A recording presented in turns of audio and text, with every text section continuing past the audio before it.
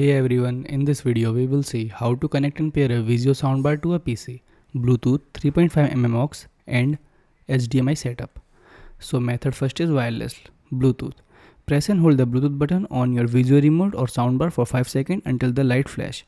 On your PC, open setting and navigate to Bluetooth and devices.